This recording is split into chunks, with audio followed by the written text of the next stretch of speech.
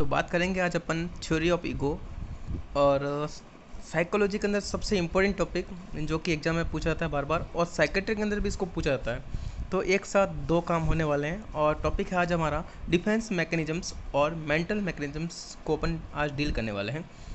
Easy way में पढ़ेंगे और विद फुली एग्जाम्पल के साथ में इसको अपन आज एक्सप्लेन करने वाले हैं। तो फ्रेंड्स वीडियो के साथ बने रहना, ज़्यादा वीडियो लंबा नहीं बनाएंगे, शॉर्ट वीडियो बनाएंगे और आपको इजीली समझ में आए उस तरीके से आपको यहाँ पर एक्सप्लेन किया जाएगा। प्योरली हिंदी के अंदर देखिए और विद एग्जाम्पल फुली। तो फ्रेंड्स सबसे पहली जो डिफेंस मैकेनिज्म्स होती है वो होती है कंपनसेशन, जिसको बोलते हैं क्षतिपूर्ति करना।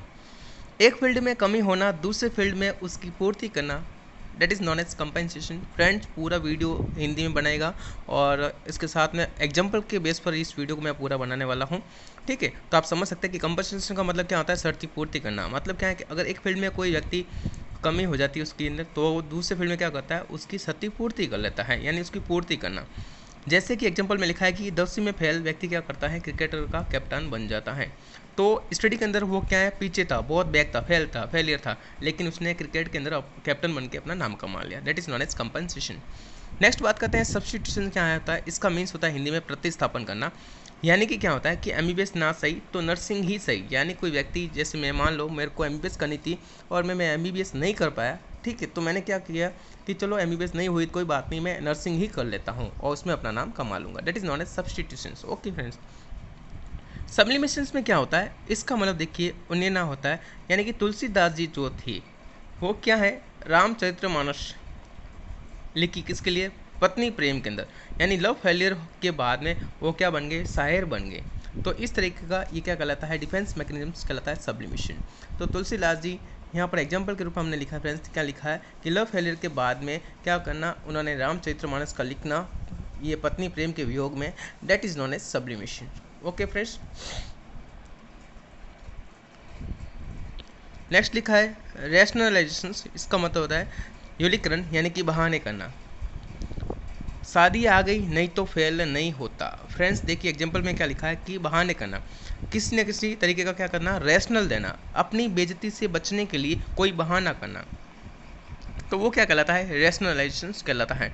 तो यहाँ पर लिखा है बहाने करना, शादी आ गई नहीं तो फेल नहीं होता। जैसे कि आजकल के खूब स्टूडेंट्स ये भी कह सकते हैं, मैं भी ऐसे कह सकता हूँ कि यार क्या करूँ, मैं पढ़ नहीं पाया, घर में वो काम हो गया, ये हो गया, शादी हो गई, किसी की डेथ हो गई, इसलिए मैं पढ़ नहीं पाया, अगर मैं पढ़ता तो मैं फर्स्ट रैंक आता। तो ये क्या है, एक रैशनल देना होता है फ्रेंड्स। नेक्स्ट देखिए फ्रेंड्स, आलसी व्यक्ति बहाने बनाता है कि पैसे नहीं कमाना क्योंकि झगड़े होते हैं घर में। तो ये भी क्या है फ्रेंड्स, एक रैशनल है, किसका, काम नहीं करने के रैशनल है फ्रेंड्स। क्या बोलता है देखिए कि आलसी व्यक्ति क्या बोलता है कि पैसे नहीं कमाना, अगर पैसे कमाएंगे तो घर में झगड़े होंगे। तो वाह यार, ये बहुत अच्छा आपको उदाहरण मिला है, यहाँ पर देख सकते हैं। आगे देखिए डिनाइल करना। डिनाइल का मतलब क्या होता है कि वास्तविक जो घटना हो रखी है उससे नहीं मानना। कोई भी ऐसी घटना हुई है जो रियल है, उसको क्या करना, उसको डिनाइल करना, मतलब उसको मानना नहीं, ठीक है। That is known as denial करना। यानी कि मेरे करण अर्जुन आएंगे। आप समझ सकते हैं कि मूवी के अंदर ये बताया गया कि वहाँ पर ये बताया कि जैसे कि करण अर्जुन वहाँ पर मर जाते हैं और फिर भी उसकी माता जी कहती है कि नहीं करण अर्जुन मेरा आएंगे। तो अब आप ये सोच सकते हैं कि अगर कोई व्यक्ति एक बार मर गया है तो वापस कैसे आएगा, impossible. That is known as denial.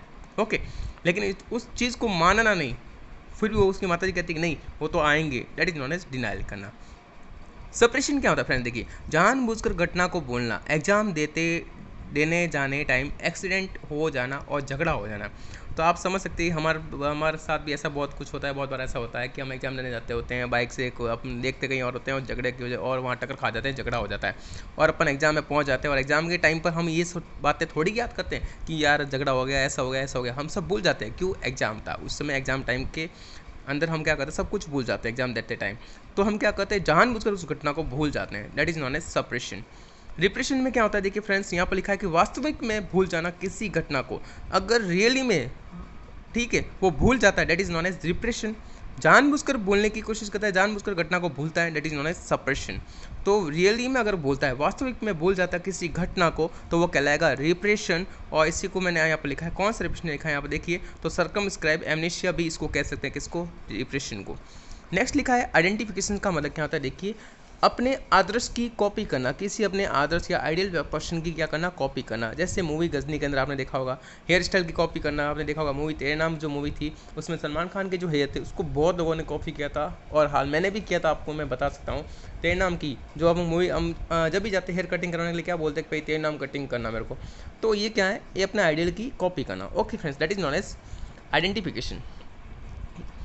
Displacement क्या होता है, देखिए किसी एक इंसान की इमोशनल फीलिंग को किसी और पर निकालना, लेकिन वो कमज़ोर और कम डेंजर होना चाहिए, that is known as displacement.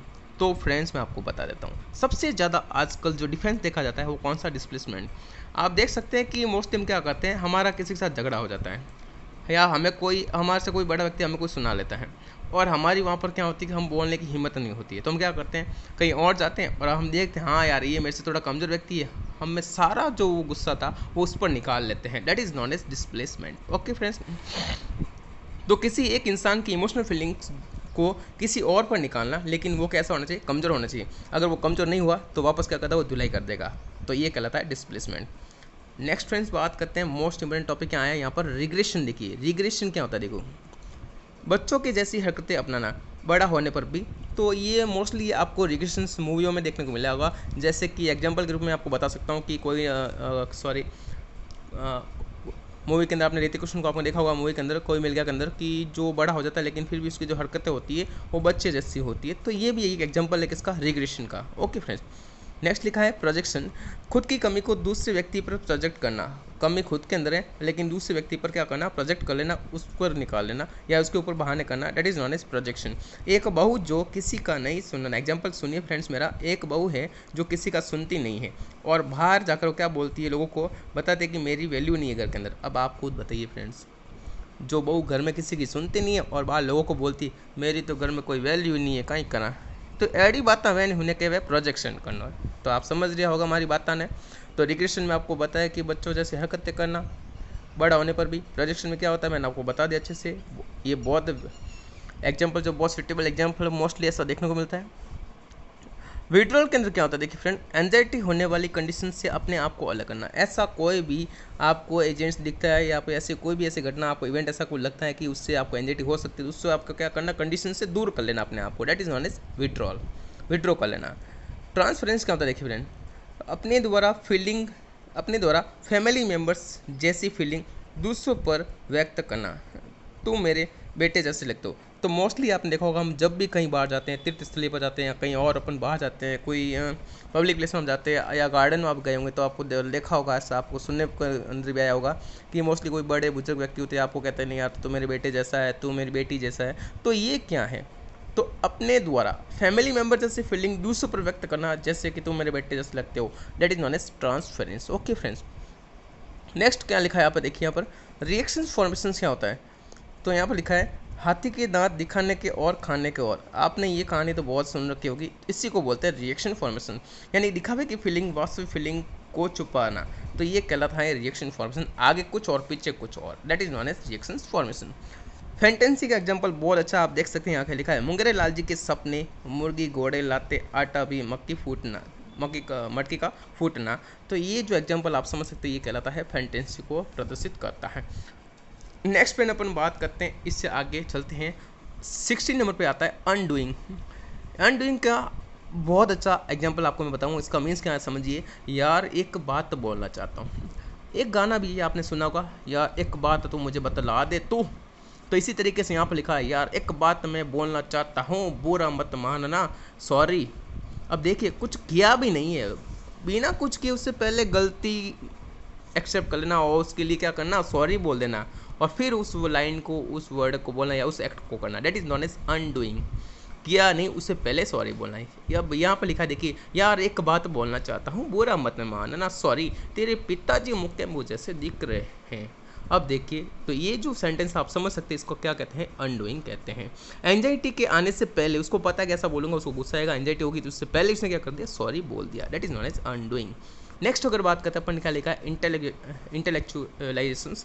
इसके अंदर देखिए एक बात को 6 महीने तक लेकर बैठना। आपने सुना होगा कोई ऐसे व्यक्ति होते हैं जो एक बात को 6 महीने बार महीने लेकर बैठ जाते हैं, उसी बात को घिसते रहते हैं, that is known as intellectualizations. Okay friends, 18 पे देखिए यहाँ पर सिम्बोलाइजेशन क्या होता है, अपनी बात को सिंबल के रूप में व्यक्त करना, दैट इज नॉन एज सिम्बोलाइजेशन। एक फौजी के पूछने पर कि क्या देखकर तुमने ये नौकरी ज्वाइन की, तो फौजी साहब कहते हैं कि ये तिरंगे की और इशारा करते हुए उन्हें सब समझा देता है। तो ये जो उन्होंने क्या किया, एक जो हमारा फ्लैग है उस तिरंगे की और उन्होंने इशारा करके उनको सब कुछ समझा दिया।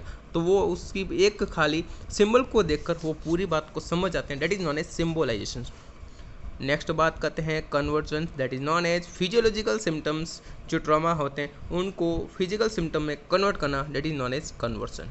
तो फ्रेंड्स ये था हमारा आज का वीडियो लेक्चर, जो कि हमने 10:30 मिनट हुए हैं अभी, और आई होप 11 मिनट के अंदर इस वीडियो को मैं पूरा कर दूंगा। और ये था हमारा थ्योरी ऑफ ईगो भी इसको कहते हैं, और इसी को बोलते हैं डिफेंस मैकेनिज्म्स, और इसी को बोलते हैं मेंटल मैकेनिज्म्स। जो एग्जाम के अंदर 101% क्वेश्चन एग्जाम के अंदर आने वाला है।